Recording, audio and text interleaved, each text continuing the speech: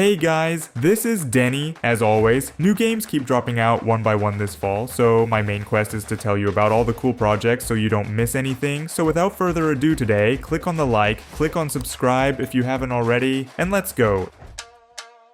Do you miss adrenaline and dynamic gameplay? The perfect place to get it all? Good old Crossout. Tense battles, dozens of different vehicles, and hundreds of parts for their customization are waiting for you.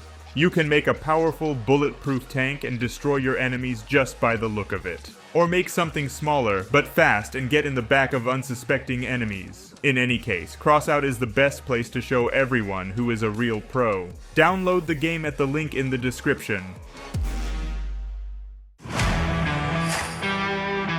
If you have been subscribed to my channel for a long time, you have an idea that I can't stand racing. I don't like to drive 24/7 without any other gameplay, and races lately do not surprise me with anything but graphics. Here, and the new Forza also emphasized on graphene. To say that it is realistic here is nothing to say.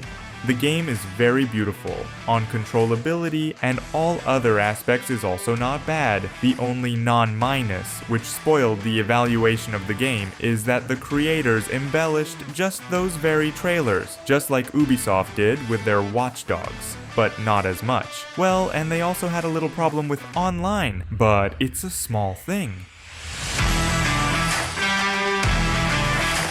How about something strategic and about survival? In Land of the Vikings, it's a simulation of a surviving settlement. You are the local Jarl, and your task is to manage the development of your village and then turn it into a thriving city. You will have to manage resources, repel raids, and try to calm conflicts that arise in your village between the inhabitants themselves. What's fun, each of the inhabitants of the settlement is unique. With over 20 traits, there's plenty of room for variety, from mighty strong men to sweet-talking actors. When assigning tasks to your men, pay attention to their skills and abilities. Not all Vikings are the same, and not every one of them is suitable for this or that job. Therefore, a whore should not be sent to fish. Better to send her to the forest to chop wood? That's better. There's actually a lot of content here, and trade with neighbors and independent raids on them if you failed to agree at the stage of trade. Even customization was introduced, which is cool.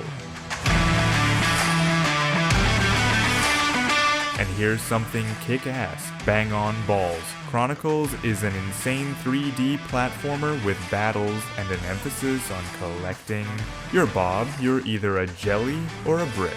I don't know. The important thing is that it rolls. The game is an open world where you can explore different historical eras and destroy the fucking world. Each world has unique mechanics, items, and enemies, and you can switch between periods at will, and from the pluses, there is a co-op for 4 people, or even a couple sitting at one PC. There are few of these recently. There is also customization for a nice appearance of Bob. In short, a fun thing. Plus, the game jumps into an educational program, well, at least it tries and raves about it.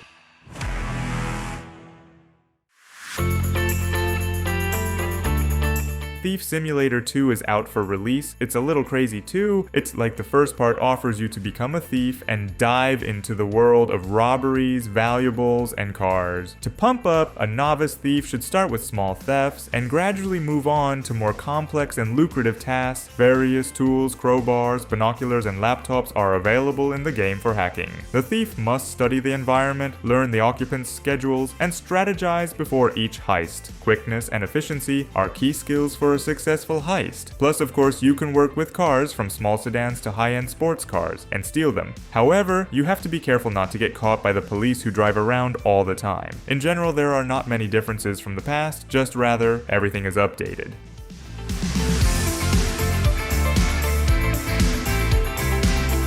And here's something brand new that Paradoxes did, but weren't very happy with the profits from the game. At the very least because so many people missed the game. In the world of the game, you will chase and fight against the Lamplighters cult that seeks to enslave the world. Your team will be made up of badasses with unique abilities, and you will have to chase your enemies through various locations from docks to jungles. During each mission, your agents will receive resources and reinforcements, but they are also subject to stress and injury. The main quest is to manage your agents, learn their abilities, and find the best equipment to bluntly punch your enemies in the face. Gameplay. You are waiting for turn-based battles, espionage, good graphics, but a bit tedious at first. The main thing is to endure the start, and further will be as on oil.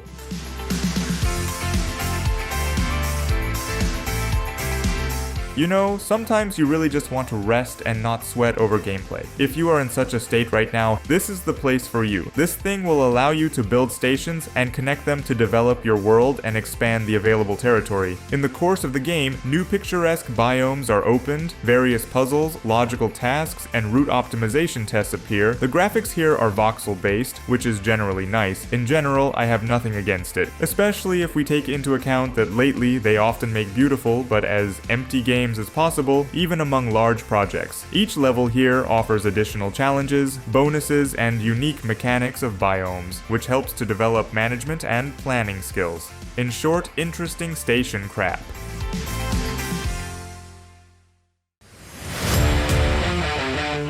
So well, that's it. We can and shoot in some RPG, especially since Battle Shapers just came out. We race Ada, she is restarting for the final mission, in which she must fight the Overlords and their robots to take over the future of New Elysium. God, who comes up with these names just for show? Elysium's Overlords of Junk? Who needs it? Let me shoot. But at least they do. She's armed with futuristic weapons and abilities to destroy everyone she meets. It's clear that there is a pumping, and Ada can develop her abilities, opening new weapons, talents, as well as getting nuclei from enemies to change their fighting abilities and appearance. In general, they added a lot of variety here, and plus, the game itself also looks not bad.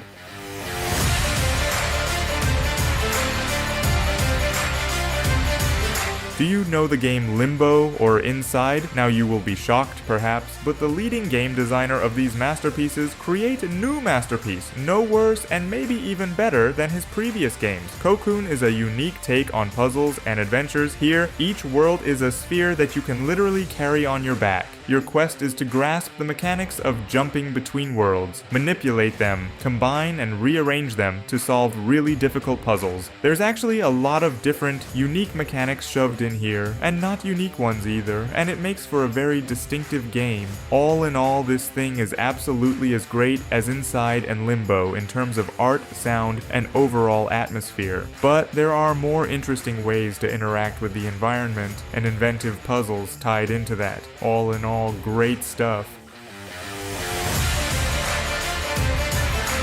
And this is Wildmender, and basically this game is about survival and gardening in the desert. Yes, it sounds like something totally on the fritz, but still, the game is straight up awesome. Your quest, solo or co-op, is to explore the vast desert, collect plants, take them to your garden and grow them, create new tools to work the land and conduct water to the plants. Yes, there is water in this desert, and it's not a big problem. On top of that, it's not exactly a peaceful game. Learn the secrets of the dead local civilization and discover its magic. Make friends with animals, spirits, and gods who will help you protect the land from the foulness of evil shadows. These assholes are the most harmful in this game and will attack you quite often. In general, the game, though, and Turkey, but I think you can see that the atmosphere, graphics, and in general gameplay in the game look straight interesting. And so it is, in fact.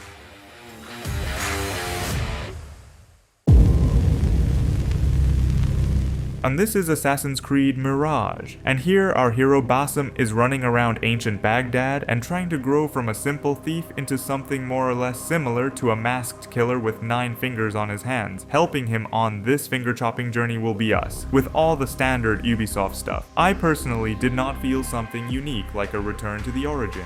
The game is just smaller and as if not as cool as the previous parts. Of course, there is a plot, and the formation of the assassin, side quests, and the open world. In short, the standard set. Yes, of course, gameplay and story presentation in the novelty is clearly inspired by the early parts of the series. However, Mirage doesn't stand comparison with them at all. Stealth in the game is back, but it's a bit mundane, so the hero can't kill 2 enemies at the same time from stealth as it was before. This is just one of hundreds of moments that are a little frustrating. It's not bad, but in my opinion, something on the level of Valhalla. How about drifting in Torque Drift 2? The release, if anything, is at Epic Games, so look for it there. It's not in the Steam, it's basically a car simulator with a race through a Japanese city. Random one, as with any racing game, you'll have a bunch of cars, a bunch of tracks, and a million ways to customize your car. But there are some things that are a little bit off the beaten path. At least you move up in a kind of hierarchy with other players. And here we smoothly come to the fact that the game is online. That's first of all. And secondly, it's also free. The competition will be tough. Players will compete for currency, parts, reputation, rank, and other stuff in different modes. But the toughest and the coolest at the same time, races 1-on-1, there is a tournament component and other shit, and even blockchain with NFT assholes stuck in the game. But it's fun to ride in general.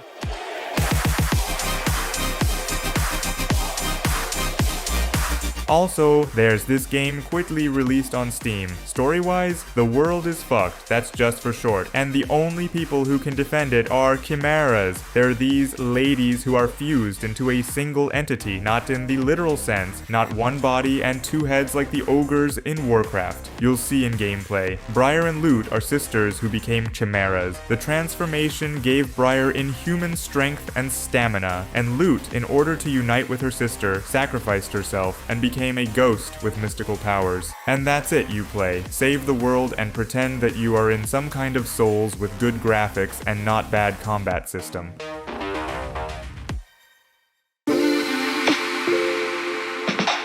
Oh, okay. Before I show you a great game, I'll show you an indie masterpiece, fueled by bullshit just the way you like it. The Bloodline is a fast-paced, open-world fantasy RPG where you play the role of the scion of the Herald family. Your quest is to do something. The world is open. Go to all four sides and create the plot yourself. You want to help the locals, you want to punch them in the face. And considering that this is a RPG, literally in everything you will see the opportunity to pump. Every action. Whether it's jumping, climbing, running, falling, swimming, or climbing walls has levels. And since they have them, you can pump in and get stronger. There is crafting, the gift of foresight, means of transportation such as horses, castle sieges, and in short, what is not here? There are even more than 500 skills. And I remind you, all this in the open world where you create everything you want. A masterpiece, no other way.